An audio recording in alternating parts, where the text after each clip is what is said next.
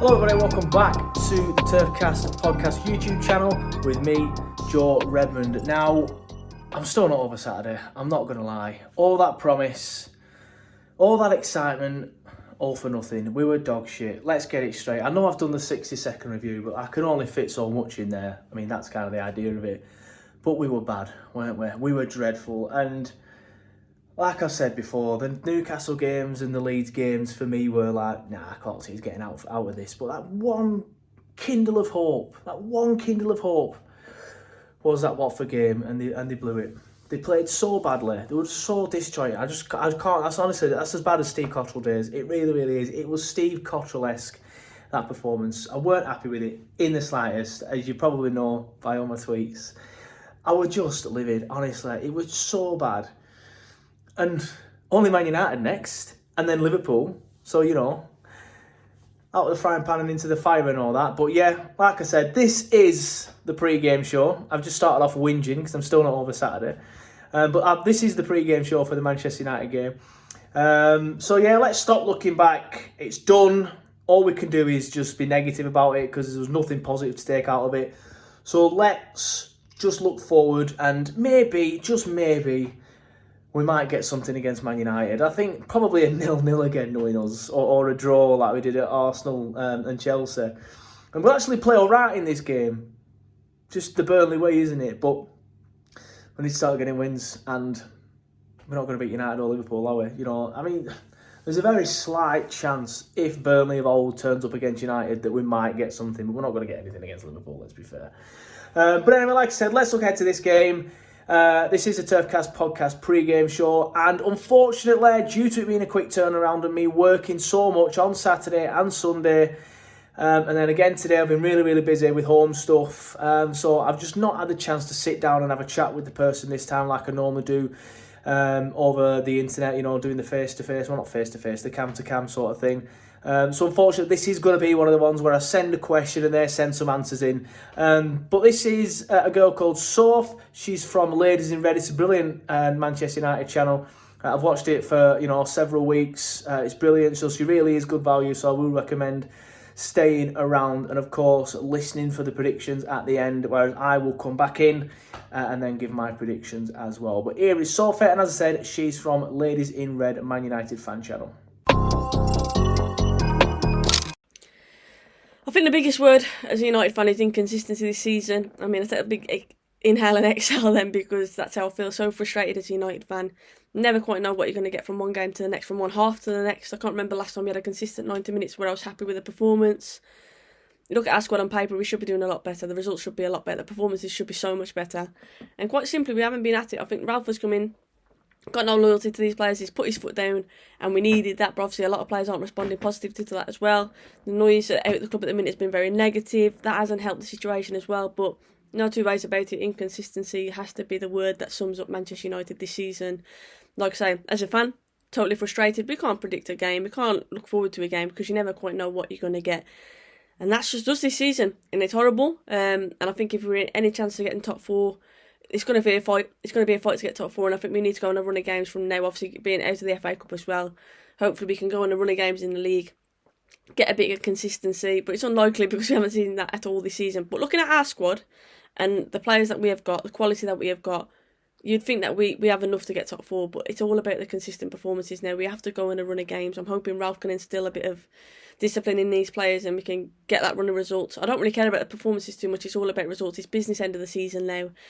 But like I say, it's just so frustrating as a United fan at the moment because you just don't know what you're going to get. And obviously, just being knocked out of the FA Cup, it is looking more and more unlikely we get a trophy. We are in the Champions League. We've got Mr. Champions League, but let's be honest, it seems a dream that we're going to get the Champions League this season. Stranger things have happened in football, and I'm not going to write us off. But yeah, trophy is looking more and more unlikely. But I do think consistency is the biggest way for us in order to get a trophy. I think we need to see consistent performances. We need to see players week in, week out, grinding, working for that badge on the shirt, because we haven't seen that enough this season. Definitely not from enough players anyway. I think there's a handful, maybe you'd say, yeah, fair enough, they do that week in, week out, but there's been too many who've been coasting. So for us, I think it's about recruiting the right players with the right mentality, players who are willing to graft for this club as well.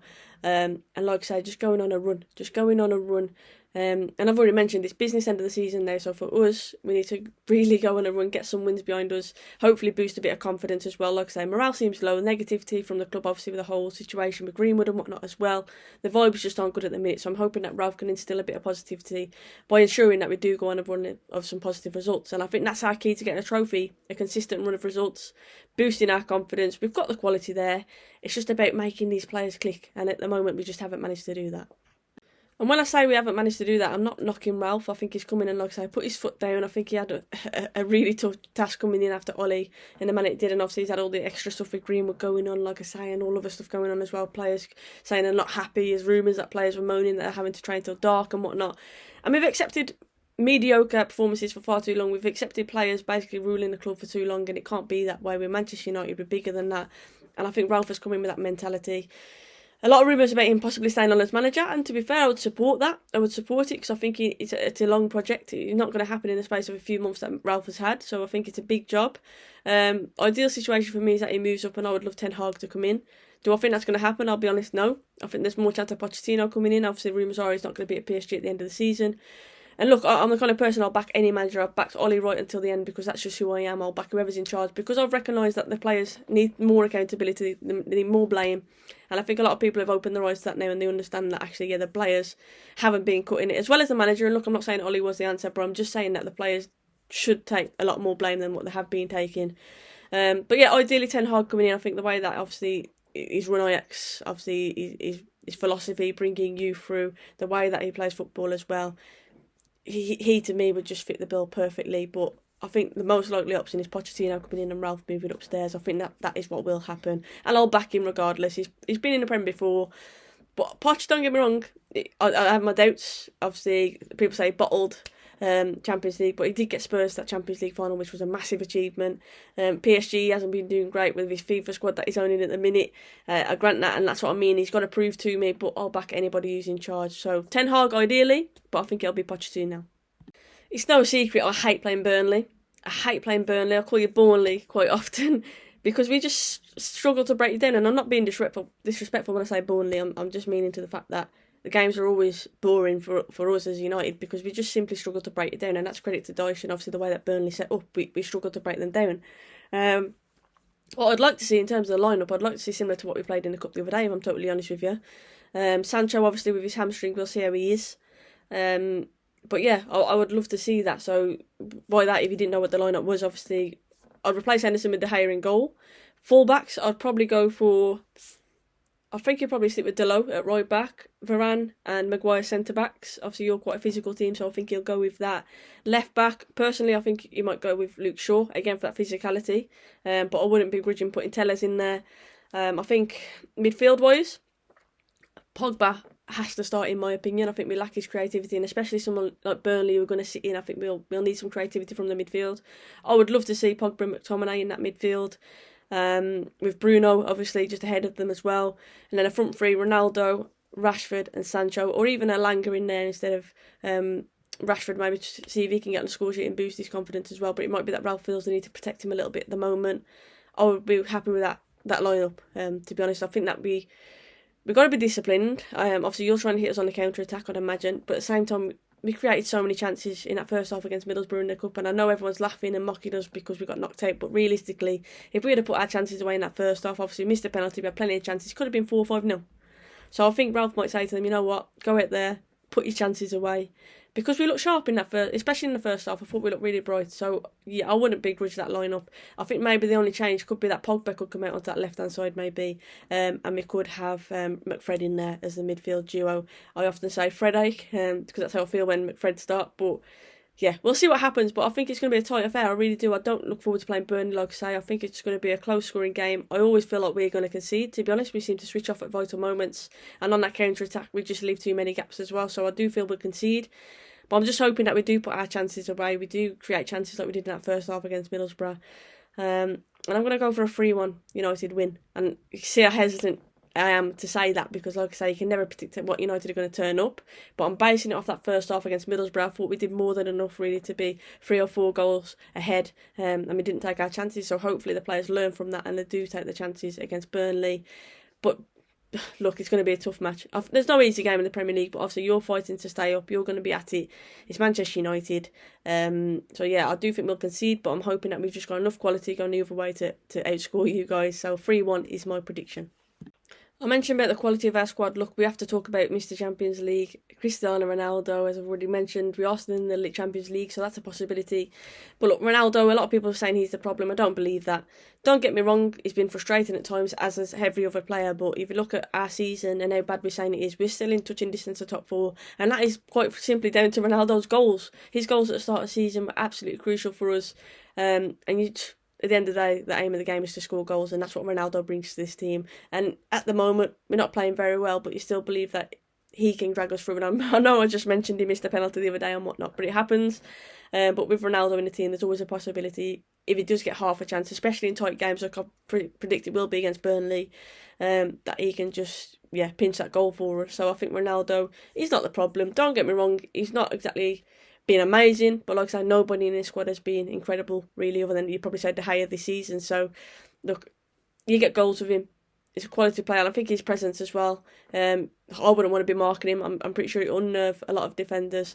And I'm just hoping that now, this second half of the season, this business end of the season, he can kick on and get a few more important goals for us, because he started the season like that. And like I say, without his goals at the start of this season, look where we'd be. So, for me, it's crucial to us. It's absolutely crucial to us.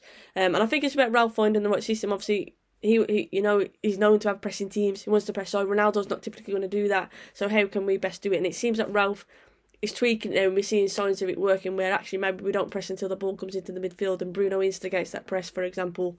Because you can't fully expect Ronaldo to press. And he does press every now and again, but it's sporadic. It's not every time. So I think with Ralph, it's about really accommodating Ronaldo, but he has to be in there. You can't have Ronaldo and not play Ronaldo, you know what I mean? His goals are so crucial to us, like I say. And having Cavani there as well as another option is just a bonus. And that's what I mean by the quality that we've got. With that quality, we should be doing a lot better. If we can go on a consistent run now, then I have every faith that we can get top 4. But like I say, it's going to be an absolute scrap to get there. And I think the more interesting question as well is, are Burnley going to stay up?